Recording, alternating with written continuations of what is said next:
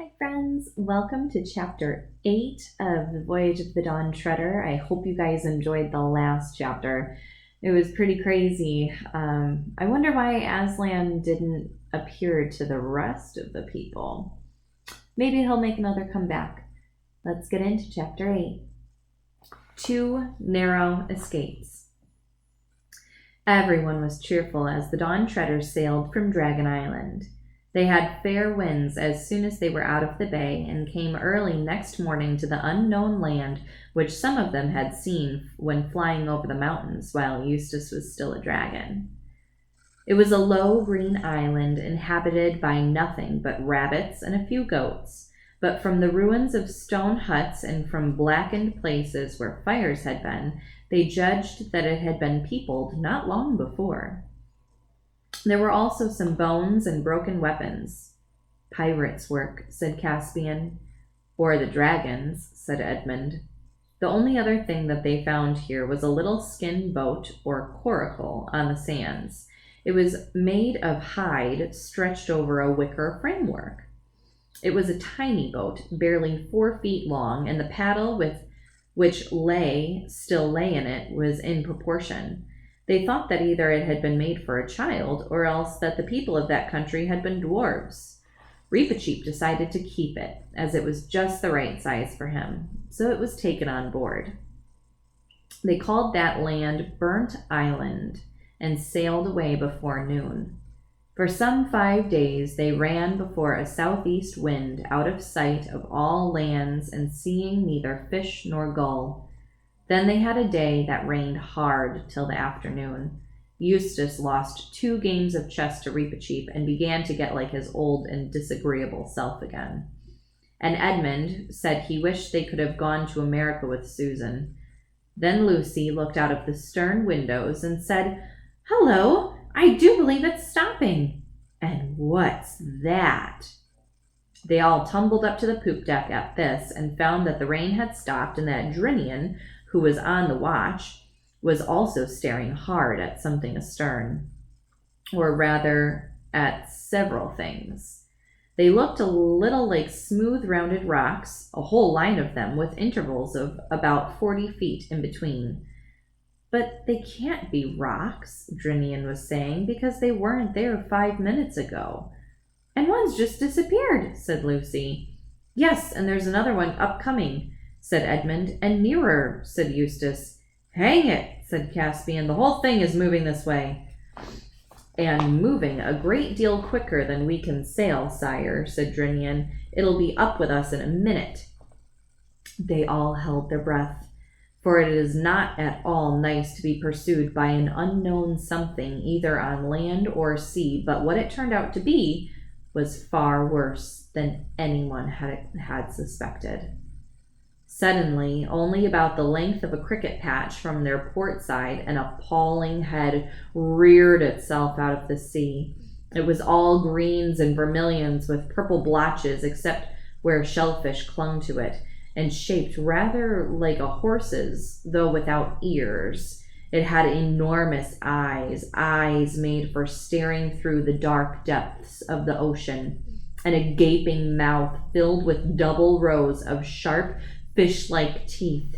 It came up on what they first took to be a huge neck, but as more and more of it emerged, everyone knew that this was not its neck, but its body, and that at last they were seeing what so many people have foolishly wanted to see: the great sea serpent. The folds of its gigantic tail could be seen far away, rising at intervals from the surface, and now its head was towering up higher than the mast. Every man rushed to his weapon, but there was nothing to be done.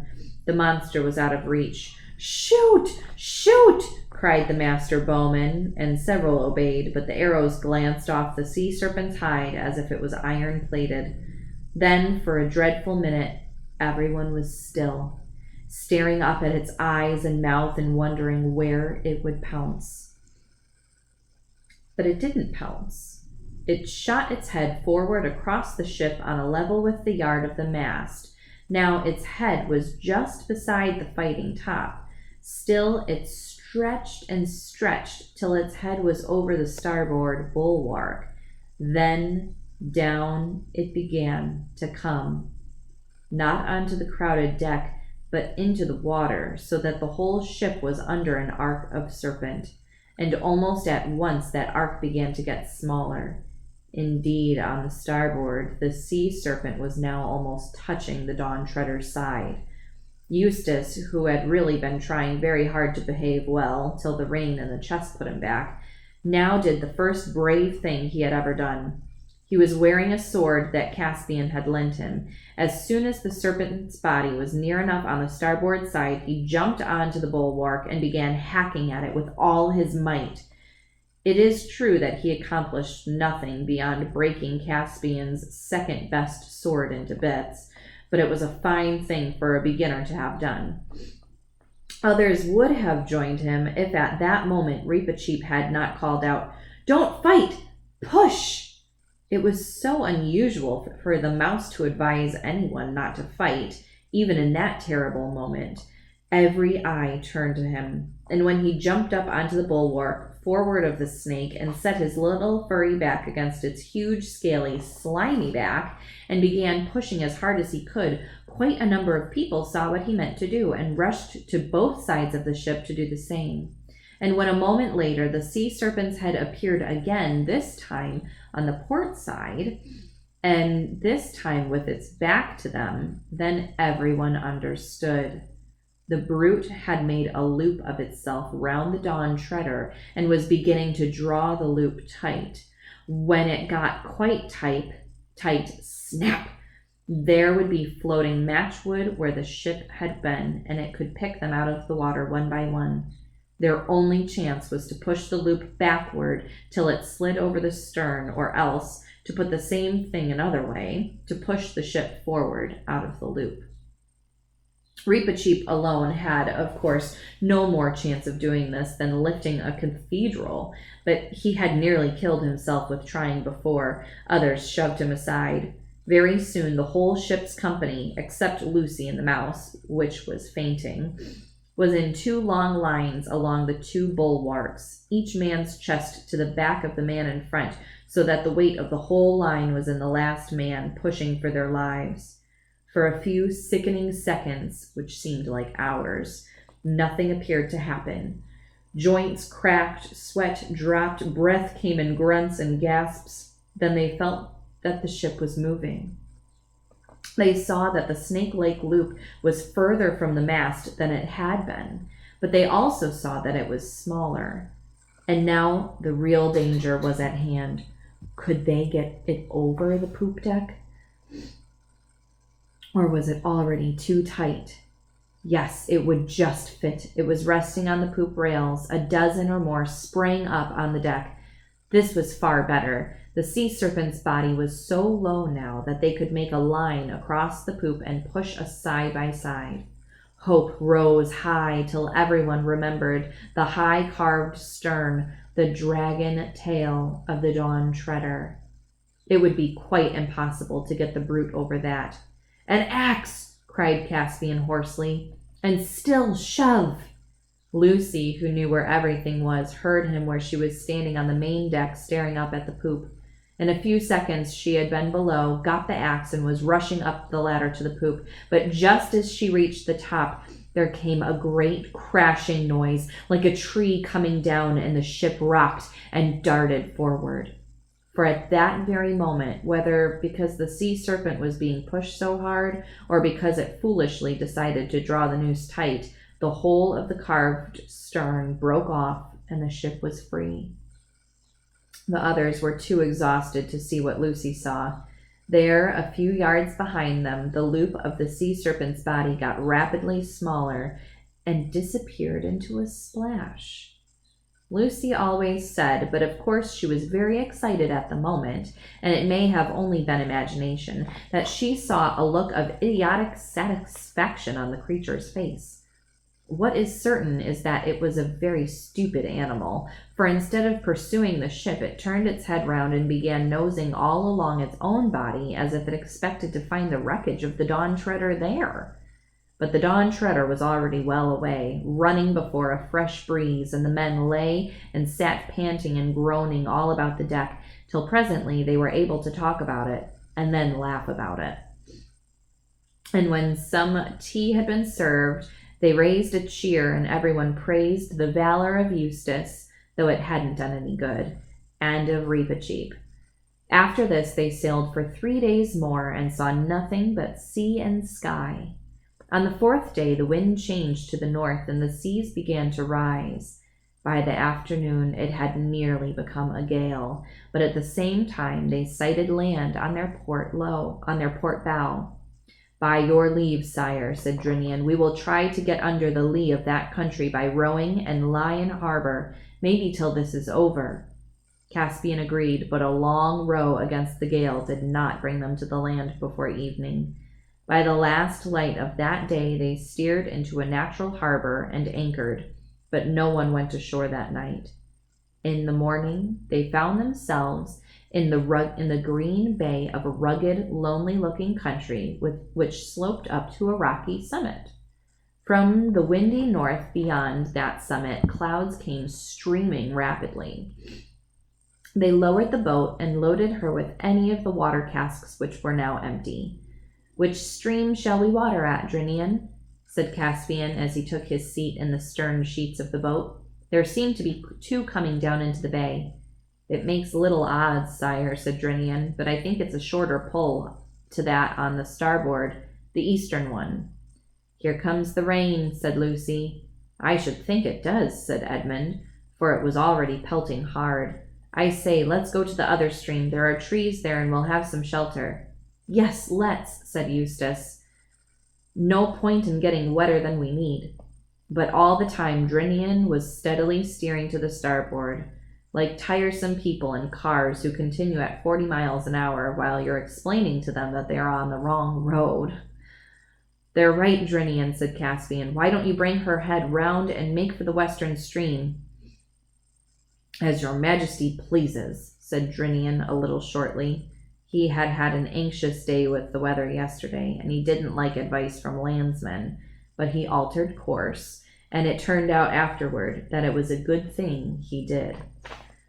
By the time they had finished watering, the rain was over, and Caspian with Eustace, the Pevensies, and Reepicheep decided to walk up to the top of the hill to see what could be seen. It was a stiffish climb through coarse grass and heather, and they saw neither man nor beast except seagulls. When they reached the top, they saw that it was a very small island, not more than 20 acres, and from this height the sea looked larger and more desolate than it did from the deck, or even the fighting top of the Dawn Treader. "Crazy, you know," said Eustace to Lucy in a low voice, looking at the eastern horizon, "sailing on and on into that, with no idea what we may get to." But he only said it out of habit, not really nastily as he would have done at one time. It was too cold to stay long on the ridge, for the wind still blew freshly from the north. "Don't let's go back the same way," said Lucy as they turned. "Let's go along a bit and come down by the other stream, the one Drinian wanted to go to." Everyone agreed to this, and after 15 minutes they were at the source of the second river.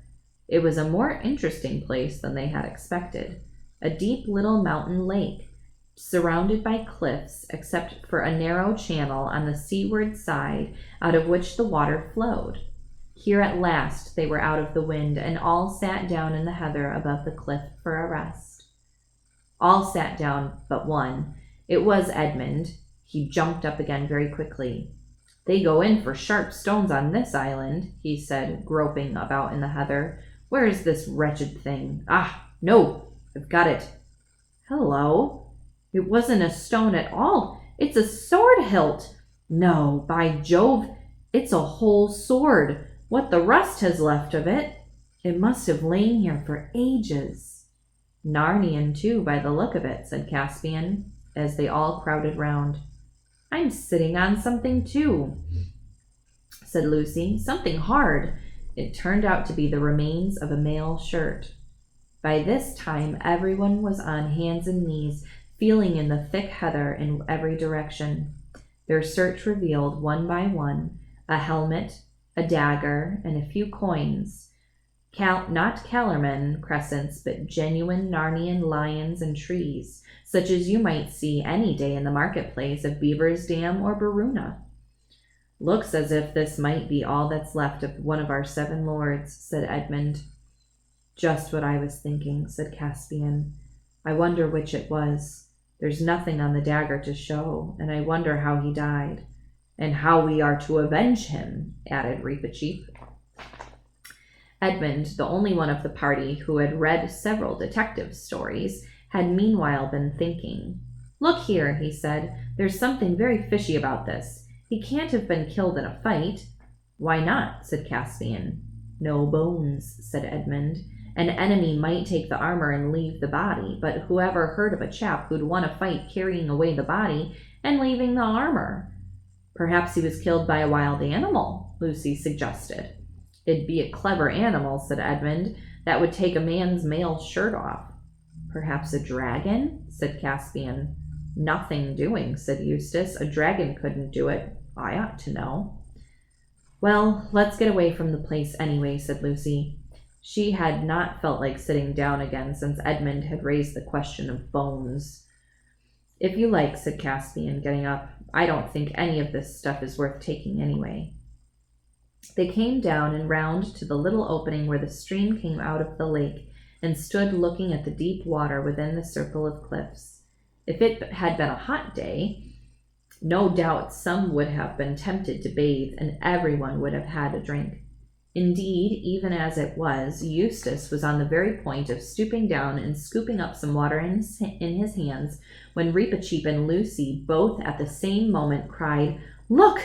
So he forgot about his drink and looked into the water. The bottom of the pool was made of large, grayish-blue stones, and the water was perfectly clear. And on the bottom lay a life-size figure of a man, made apparently of gold. It lay face down forward, with its arms stretched out above its head. And so happened that as they looked at it, the clouds parted and the sun shone out. The golden shape was lit up from end to end. Lucy thought it was the most beautiful statue she had ever seen.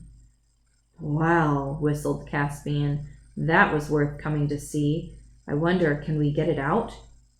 "We can dive for it, sire," said Reepicheep. "No good at all," said Edmund. "At least, if it's really gold, solid gold, it'll be far too heavy to bring up, and that pool's 12 or 15 feet deep, if it's an inch. Half a moment, though. It's a good thing I've brought a hunting spear with me. Let's see what the depth is like. Hold on to my hand, Caspian, while I lean out over the water a bit." Caspian took his hand, and Edmund, leaning forward, began to lower his spear into the water. Before it was halfway in, Lucy said, "I don't believe the statue is gold at all. It's only the light. Your spear looks the same color."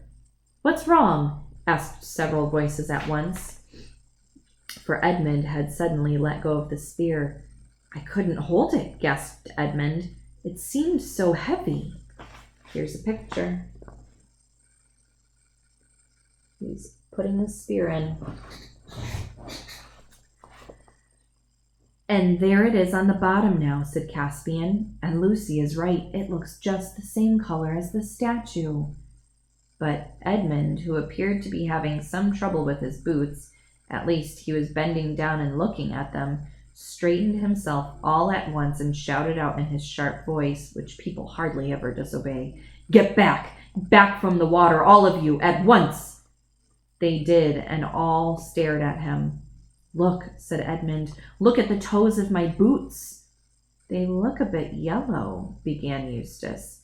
"They're gold, solid gold," interrupted Edmund. "Look at them, feel them. The leather's pulled away from it already, and they're as heavy as lead."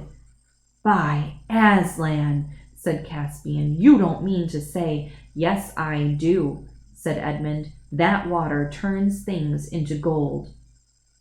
It turned the spear into gold, and that's why it got so heavy, and it was just lapping against my feet. It's a good thing I wasn't barefoot and it turned the toe caps into gold. And that poor fellow on the bottom? Well, you see. So it isn't a statue at all, said Lucy in a low voice. No, the whole thing is plain now. He was here on a hot day. He undressed on top of the cliff where we were sitting. The clothes have rotted away or been taken by birds to line nests with. The armor's still there. Then he dived and... Oh, don't, said Lucy. What a horrible thing. And what a narrow shave we've had, said Edmund.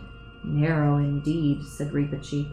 Anyone's finger, anyone's foot, anyone's whisker, or anyone's tail might have slipped into that water at any moment.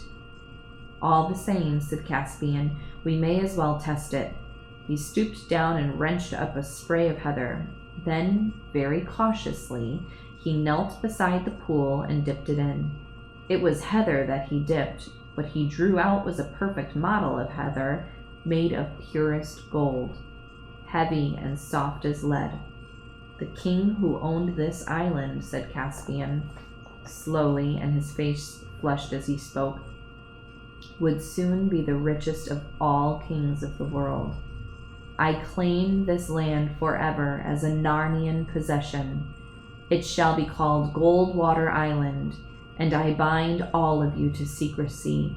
No one must know of this, not even Drinian, on pain of death. Do you hear? Who are you talking to? Said Edmund. I'm no subject of yours. If anything, it's the other way round. I am one of the 4 ancient sovereigns of Narnia, and you are under allegiance to the High King, my brother. So it has come to that, King Edmund, has it? Said Caspian, laying his hand on his sword hilt. Oh, stop it, both of you, said Lucy. That's the worst of doing anything with boys. You're all such swaggering, bullying idiots. Oh! Her voice died away into a gasp, and everyone else saw what she had seen. Across the gray hillside above them, gray, for the heather was not yet in bloom, without noise and without looking at them, and shining as if he were in bright sunlight, though the sun had in fact gone, paused with the slow pace the hugest lion that human eyes have ever seen. In describing the scene, Lucy said afterward he was the size of an elephant, though at another time she only said the size of a cart horse. But it was not the size that mattered. Nobody dared to ask what it was. They knew it was Aslan, and nobody ever saw how or where he went. They looked at one another like people waking from sleep. What were we talking about? Said Caspian. Have I been making rather an idiot of myself? Sire, said Reepicheep, this is a place with a curse on it. Let us get back on board at once, and if I might have the honor of naming this island, I should call it Deathwater. That strikes me as a very good name, Reep, said Caspian, though now I come to think of it, I don't know why. But the weather seems to be settling, and I dare say Drinian would like to be off. What a lot we shall have to tell him. But in fact, they had not much to tell, for the memory of the last hour had all become confused. Their majesties all seemed a bit bewitched when they came aboard, said Drinian to Rince some hours later, when the Dawn Treader was once more under sail, and Deathwater Island already below the horizon. Something happened to them in that place. The only thing I could get clear was that they think they found the body of one of the lords we're looking for. You don't say so, Caspian. You don't say so, Captain, answered Prince. Well, that's 3, only 4 more.